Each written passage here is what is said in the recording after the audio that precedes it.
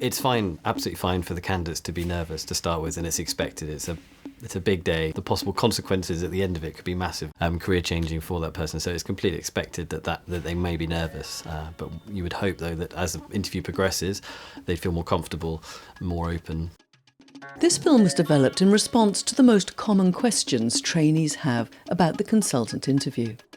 We take you through 5 aspects of the interview, with details on what to expect and how to prepare for success, including pre-interview visits, managing your mindset, the interview, the presentation, and dealing with failure. I think the first and foremost thing is you succeed at something you want and something you are working towards. It's never a surprise. So success is a planned measure, and I think you have worked your way towards getting this job in this particular hospital, in this particular post. So that is quite key. Basically, you're looking in depth at what potential they bring to the department, what innovation they will bring, how good a colleague they will be, how much they will fit into the department, but what value they will add to the department. And one would expect and hope that the interview process will bring that out. Preparation is key, and you need to have started planning for your post 1 to 2 years in advance. And once you've been shortlisted for your consultant interview, you must arrange a site visit, even if you feel you already know the trust and potential future colleagues. If you weren't to visit the trust beforehand, it's almost as if you're disdainful of the role and you're not interested in. I mean, you've got to come to that interview absolutely ready for the interview, knowing everything about the trust, and be ready to just run with any questions that are thrown at you.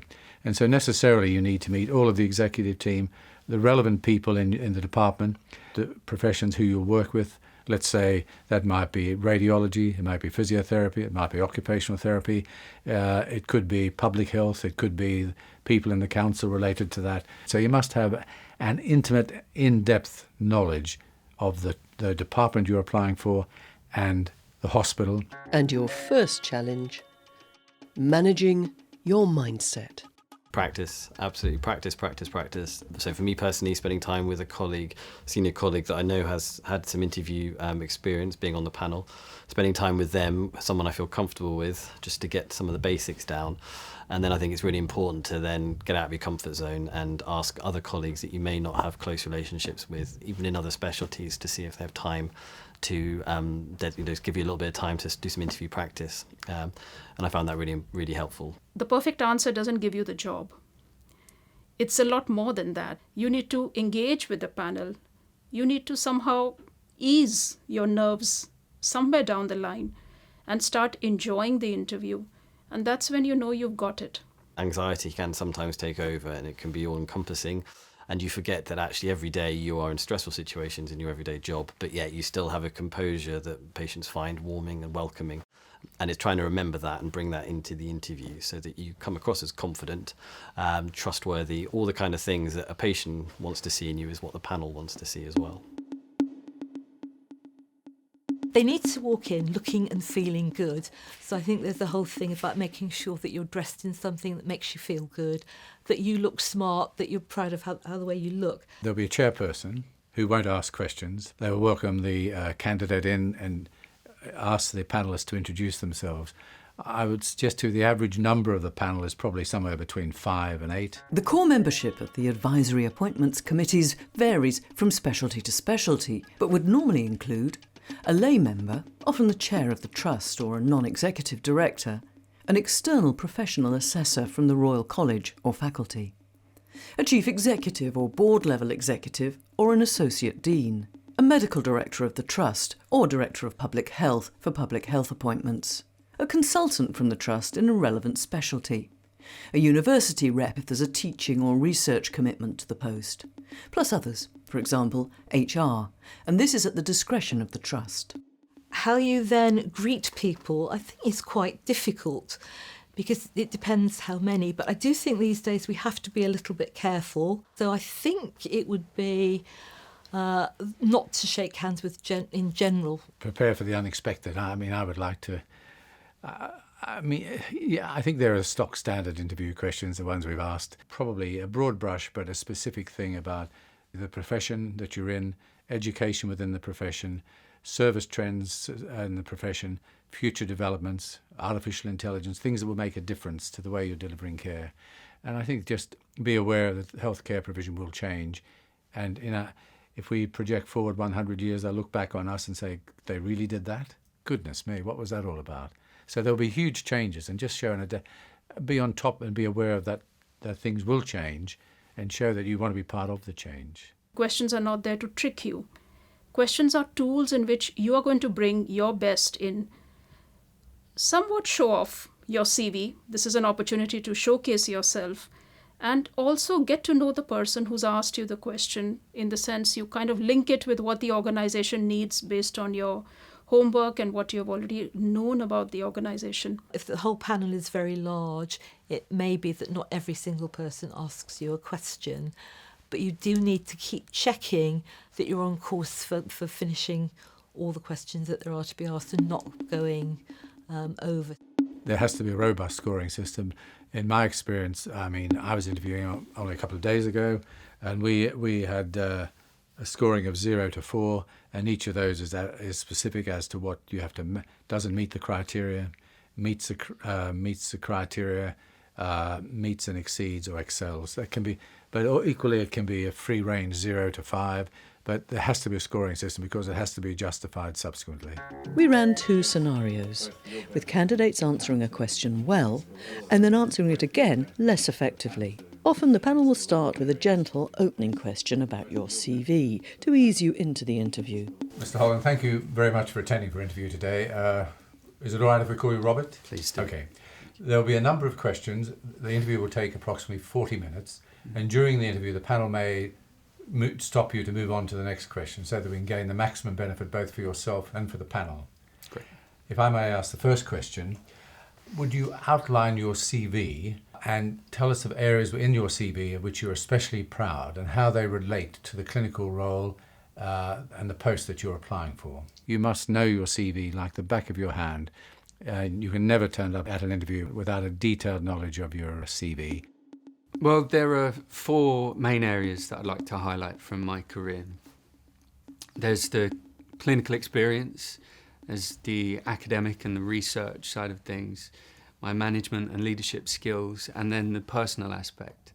So from a clinical point of view, I feel like I've achieved all of the necessary competencies, as is evidenced by my twice annual appraisals. During my clinical training, I've also taken time out to do a PhD to pursue further studies in an area that I'm particularly interested in. I actually had a piece published in the BMJ that I'm particularly proud of. There are a number of mnemonics you can use to help structure your answers and help demonstrate that you're a clear and organised thinker. For questions about background and motivation, for example, why do you want to join the Trust, the CAMP acronym is very useful. CAMP stands for Clinical, Academic, Management and Personal. For questions requiring an example, for instance, tell us about the time when, you can use BEARER, background, actions, reasons, end result and reflections. And for questions on difficult colleagues or ethical issues, for example, one of your juniors keeps contradicting you in front of patients, what do you do? Use SPIES. Seek information, patient safety, initiative, escalate and support. The Professional Support Unit has further resources available on their website to help you prepare for success. Go to the Professional Support and Development section of the London Professional Development website to find interview answer mnemonics you can download. You want to be very keen to show that you are a big team player and that you will all work together, but you need to remember that in an interview you're selling yourself, you're not selling your MDT or a group of colleagues that you've worked with. It's all about you, and if you're mentioning I did this, it shows us confidence, but also identifies the bits that you've actually contributed. Education is another area that I'm particularly proud of. I'm incredibly passionate about teaching and mentoring students. Passion is something that I cannot measure. I don't want you to say that you're passionate. I want you to say, I've done this sort of work with a charity because I was so concerned that not enough was being done. So evidence your passion by what you do rather than by virtue signalling that this really interests me. How can you convince the panel of your effectiveness as a teacher? Well, I've always had good feedback from the students that I've worked with. I always make sure that I take a good amount of time out to sit down with them and check on how far they've come, what challenges that they've come across, make sure that their goal setting and that their PDP is up to date and that they've got appropriate goals for the level of training that they're at. Remember, you can demonstrate passion as much in your non-verbal cues as in your spoken language. When speaking about what motivates you, your voice will naturally have more energy and your hand gestures may become more animated. Dr. Dalal, what in your view is the difference between being a trainee and being a consultant? Well, I recognise that the training has provided me with the necessary skills that I need to become a consultant. I realise that it doesn't stop there, the learning does not stop there, that it's more of a career-long progression. I thought the candidate came across as thoughtful and deliberate, and I think that's very important, not to rush, not to speak too quickly, to consider the question, to reflect the question back. Well, I've had the opportunity to act up as a consultant over the last few months, and it's made me realise that it's a real step change. I understand from acting up that there's lots of important things that I didn't know as a trainee. Consultant job is different from a training post, so you want them to think, well, fine, I've got so far, I'm quite good clinically, but how do I work in this team? What do I need to do to make this team work well together? And how can I try and ensure in this day and age that my team has got the resources to give a good service? So that's all the things like learning to negotiate upwards, having support amongst peers, and all those sorts of things you should have them planned before you take up a consultant job. And what about some of the pitfalls that candidates may fall into? Body language I think is key because it's, first of all, the first impression that the panel are going to get. Can you talk us through your CV, and could you highlight areas of which you're especially proud and reflect to the panel how they relate to the job that you're applying for? He was shifting his body, but he was hunched forward, clearly uncomfortable, no limited eye contact, and it was as if someone was extremely nervous and hesitant in their response. And that's exactly what you don't want to be. When it comes to body language, pictures speak louder than words. The interview panel will believe the message your body conveys over your words, especially if it's incongruent with what you're saying.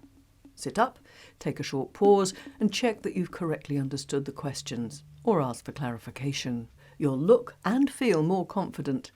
And bear in mind that if you have any concerns about specific body language tips which you may not be able to put into practice, you can alert the panel in advance by emailing your point of contact. Do you think you've got any development needs that will enable you to take up your consultant role?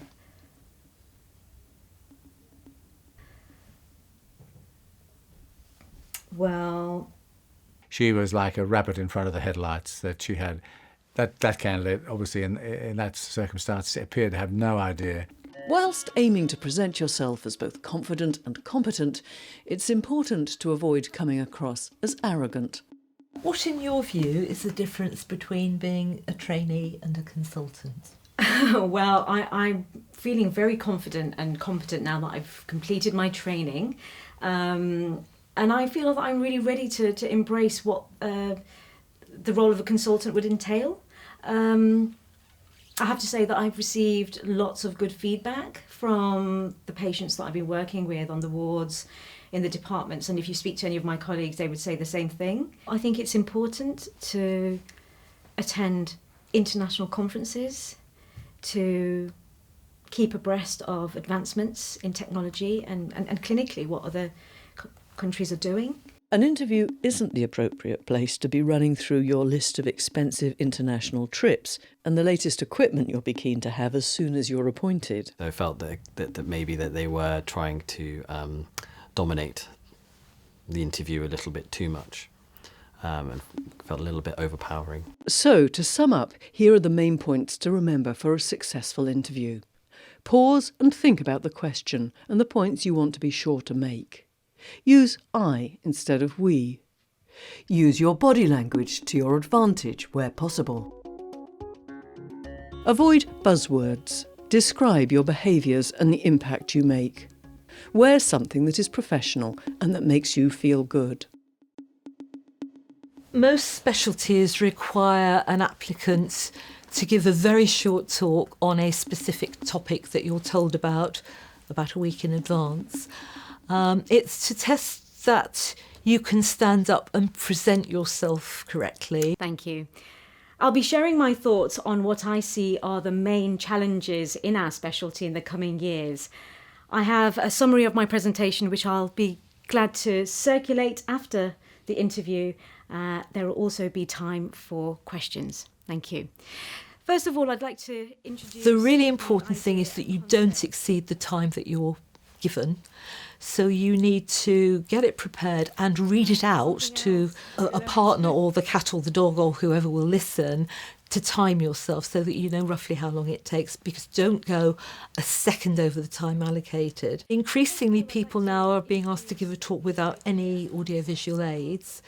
What you might want to do is just do a two-side little paper with the graphs that you haven't been able to put up as a slide, and present it to the panel after you've talked.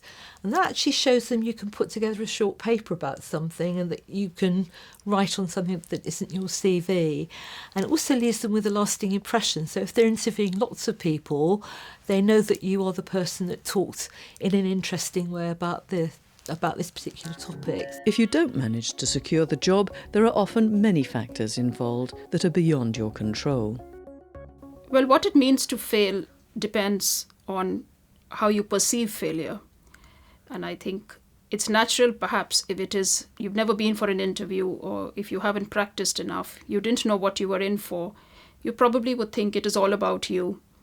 And if you do get more familiar with the interview process, with practice and with speaking to colleagues who've been through interviews and so on, you will probably realize that failure has a lot to do with so many other factors. And you may play a very small part in not getting the job for yourself. But ultimately it sits on the day, it rests on the day, the result. Candidates who are sitting in front of you, you already expect that they have the competencies to do the job. What you're appointing is someone who excels at the interview, who you want to have a colleague, who will be a colleague, who you can work with, work alongside of. So the best person will get the job, of course.